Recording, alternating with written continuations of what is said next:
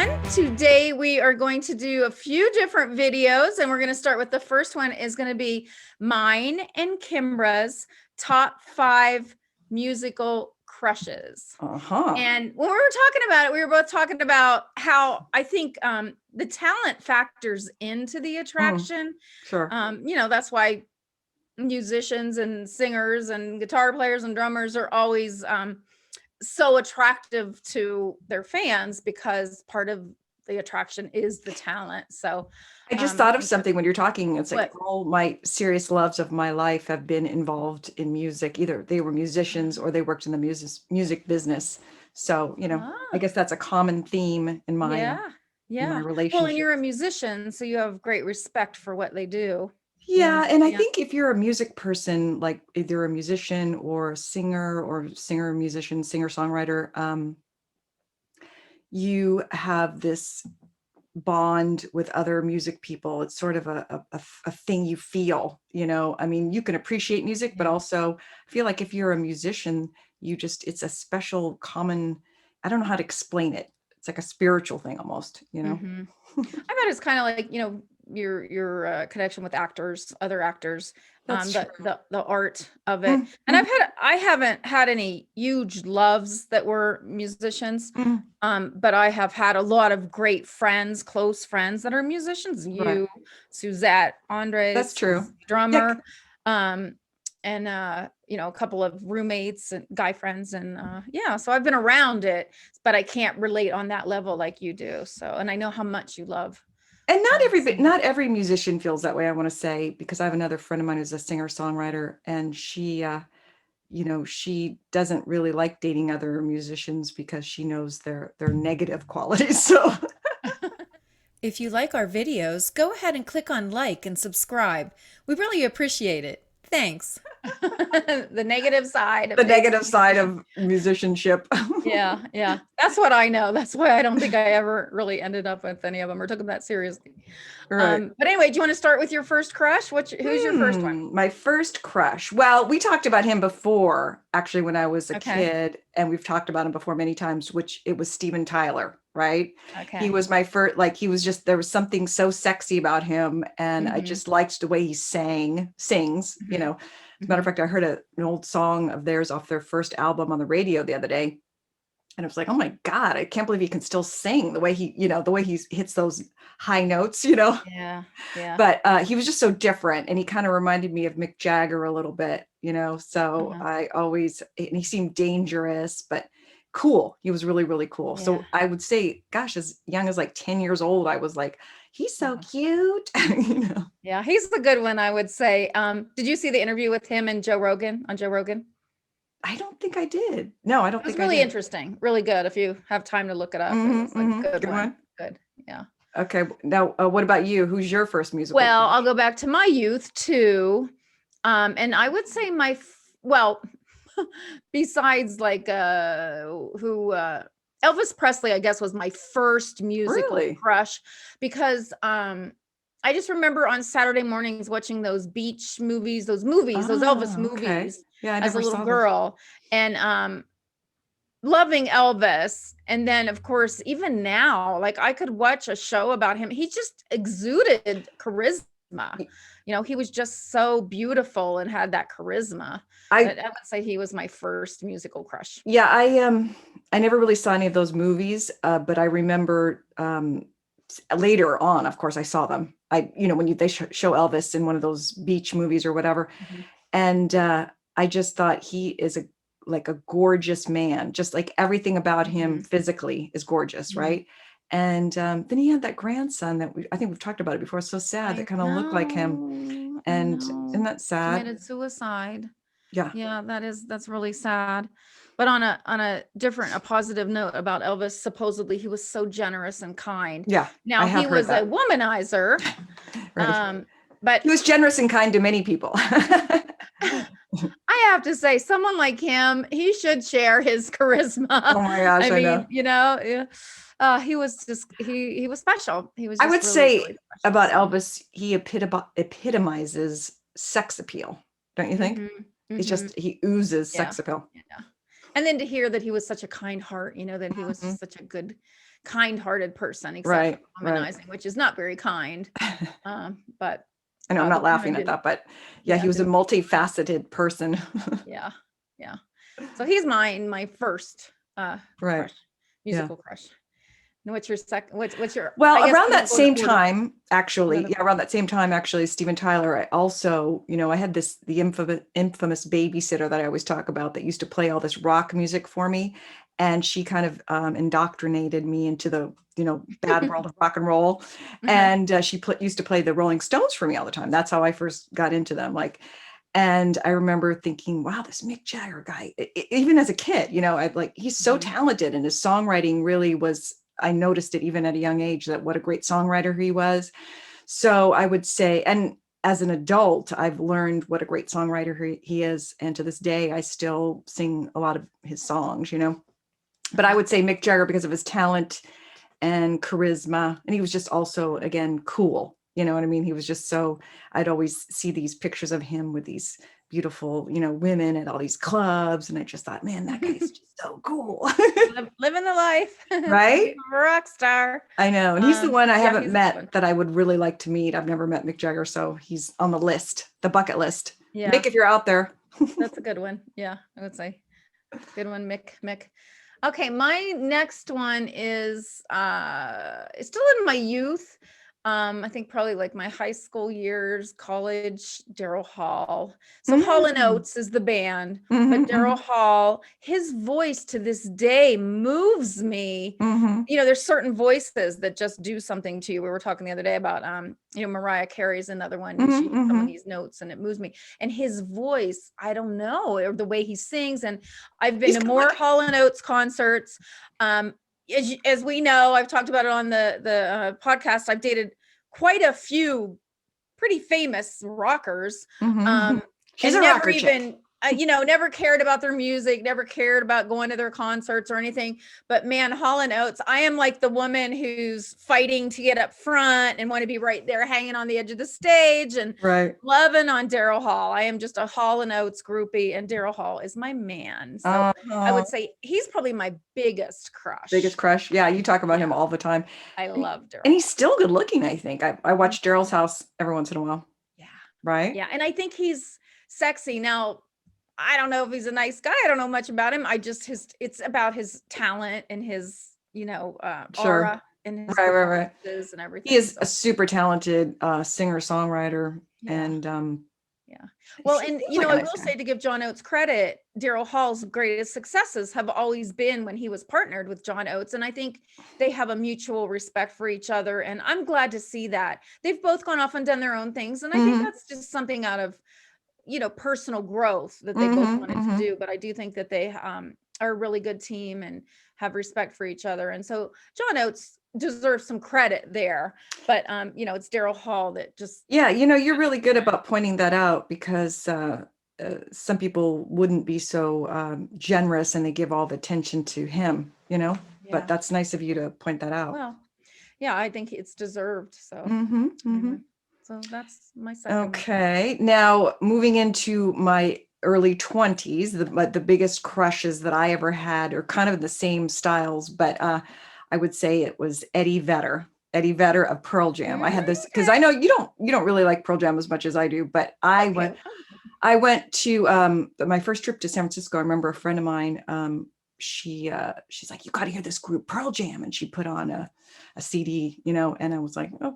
And I remember right away, I was like, wow, those are some really deep lyrics. And I loved his songs and his voice. I loved that kind of he has a pretty good range, and he has a really good tone. And I just really connected with his singing, although sometimes I couldn't always understand what they were saying, just some of the words, but, but I just knew I liked it, So we went to a Pearl Jam concert. I think I dragged you to that Pearl Jam concert, but let's go to this concert. Yeah, I just thought he's cute. And funnily enough, I read somewhere that which I don't want to ruin his image or anything, but he started off in musical theater, so which is kind of funny.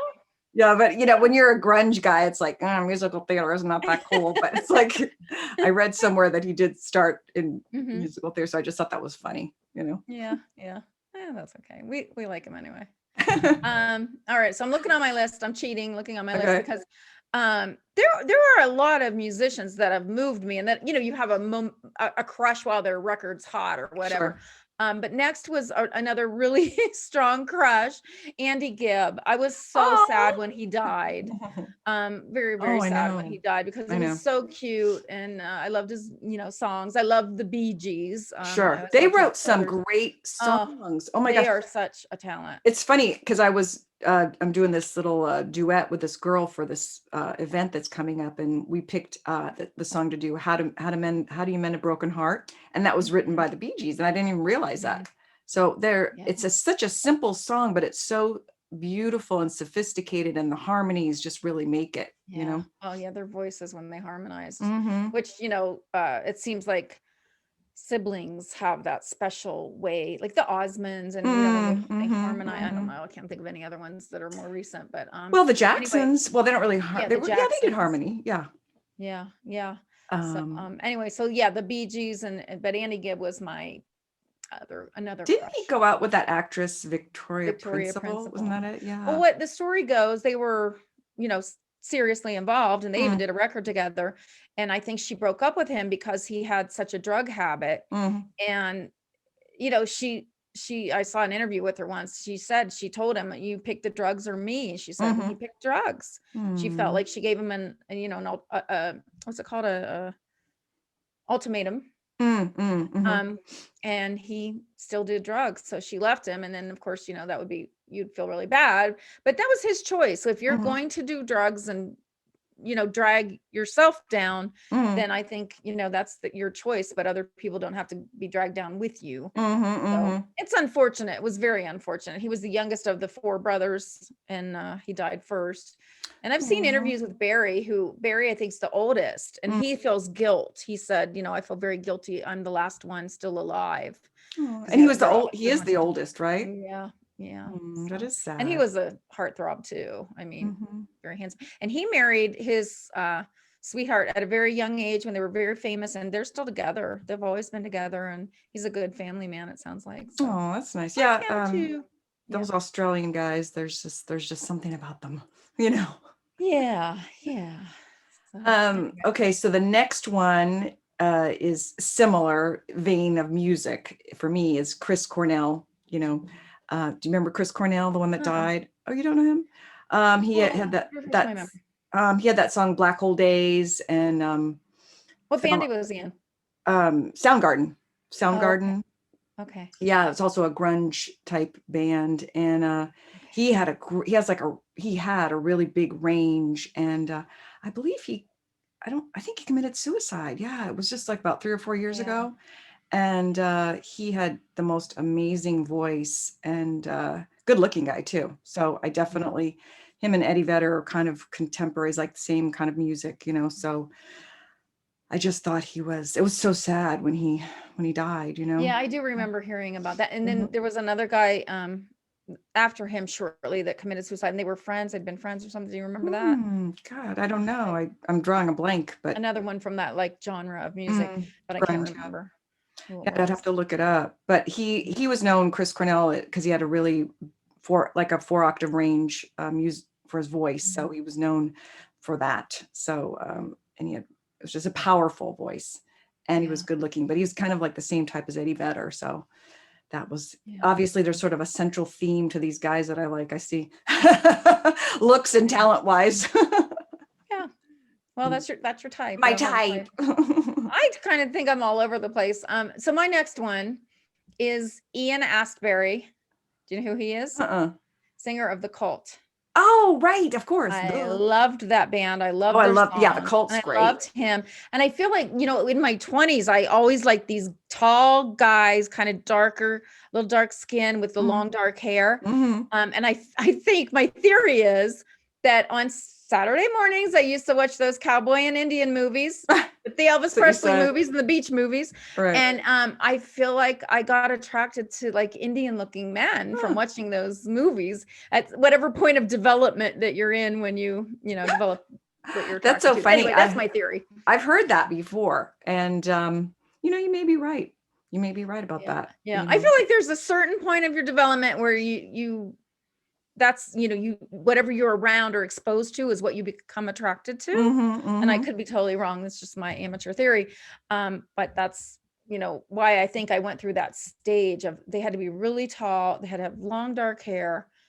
And that's what I liked. And so I liked Ian Asbury because of that. He was one of those guys that, not to mention watching him sing and his talent and his performance and his voice and the songs, and you had all that in, and yeah, I was hot for Ian.